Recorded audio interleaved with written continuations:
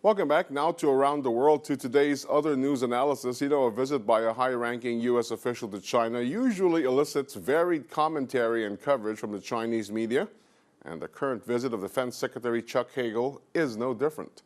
With Michelle Obama, the so-called fashion police went wild. I don't know why, because Michelle's hardly a fashion icon. But with Hagel, the coverage and comments were far more serious.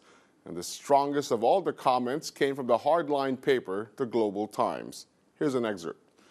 Chinese public opinion has given up hope of reason with the U.S. since Washington is adept at manipulating double standards.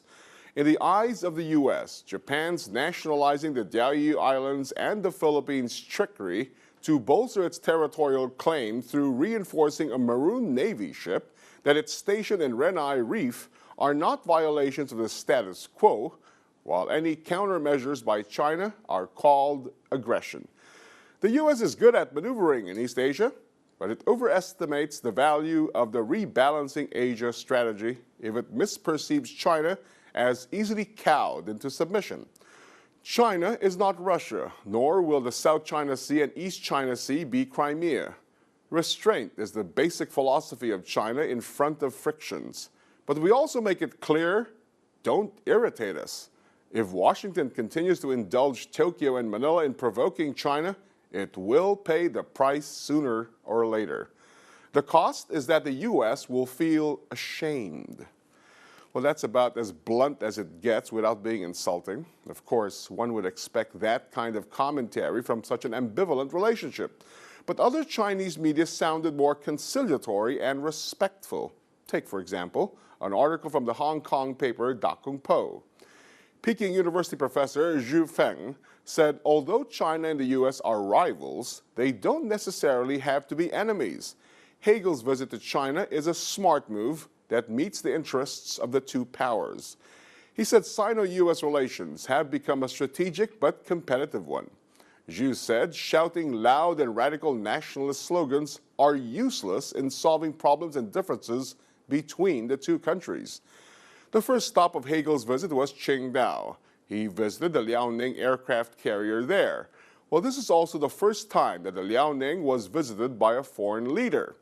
Zhu said it's because the leaders of the two countries are fully aware of the current situation. They realize that under the current Sino-U.S. relations framework, they need to control differences, avoid false judgments and impulses to protect the interests of the two countries and regional security. He explained that the two countries need to have a clear understanding of their own international statuses. But in the context of accelerating Sino-U.S. strategic competition, even when military conflict is likely to happen, the most important thing for these two countries is to talk less and do more. Now, I wonder what he meant by that last phrase. I hope he didn't suggest that the two countries get it on. And as the South China Morning Post reported, even the Chinese government has decided not to respond to earlier statements Hagel made in Japan. Hagel said in Tokyo on Sunday that Beijing should respect neighbors anxious over its stance on territorial disputes.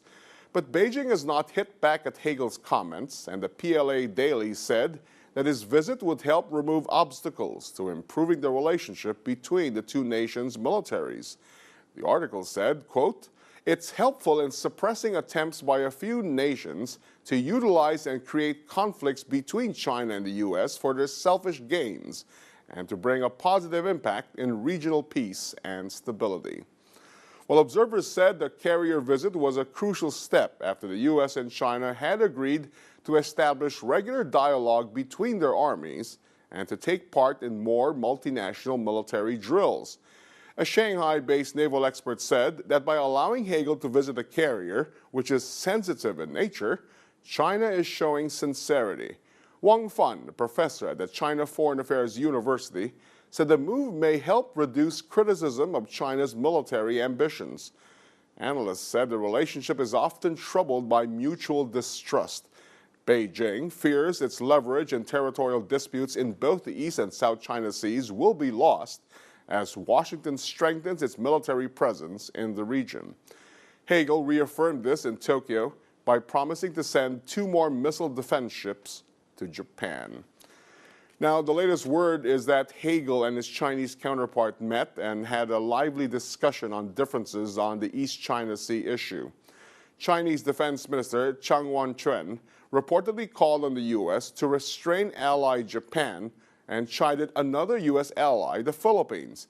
Then Hagel was sharply questioned by Chinese officers at the National Defense University. One of them told Hagel that he was concerned that the U.S. was stirring up trouble in the East and South China Seas because it feared someday China will be too big a challenge for the U.S. to cope with.